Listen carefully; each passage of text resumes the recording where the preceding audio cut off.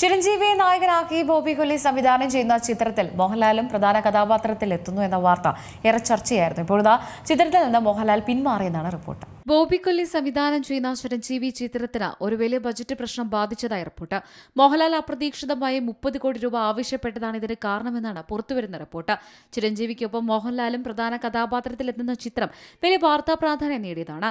ചിരഞ്ജീവിക്കൊപ്പം മോഹൻലാലും ആദ്യമായി ഒന്നിക്കുന്നു എന്ന് തന്നെയായിരുന്നു ആ പ്രത്യേകത. താൽക്കാലികമായി മെഗാ 158 എന്ന് പേരിട്ടിരിക്കുന്ന ചിത്രം ഒരു ഗാങ്സ്റ്റർ ആക്ഷൻ ചിത്രമായിരിക്കുമെന്നാണ് സൂചന.